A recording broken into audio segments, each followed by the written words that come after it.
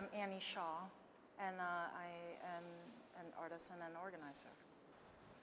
Emily and Ramon invited me to be a part of the project.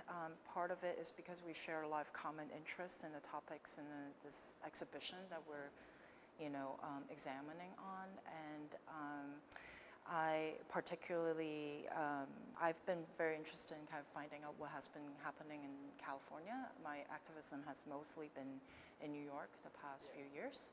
And so, and I just moved here, so that was a springboard for me to kind of return to Los Angeles, California, and understand a lot of the movement building that has been happening.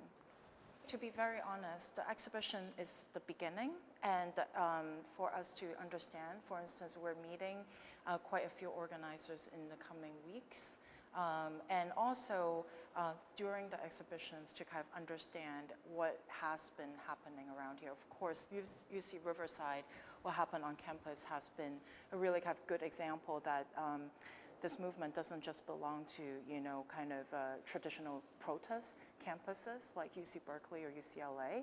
I think everyone was very surprised in a way that there was a scale of, of organizing and student movement that's taking place here that is not as expected. I think that in a way we're trying to push for the idea of raising question about the absence to create transparency.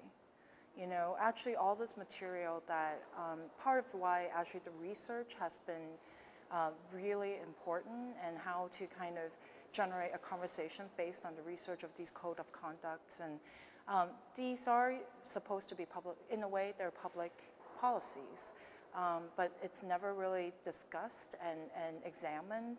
And then there's also this idea that who gets to reinforce the policy and who gets to be a part of a policy decision making, and who is, and this is something that we were just talking about driving here, is who is the inside and who's outside, whether the students that are protesting are seen as outsiders or insiders, and also outside of the community itself, right? If you are living around UCR and are joining the movement, then are you a part of the movement, and are you a part of the discussion?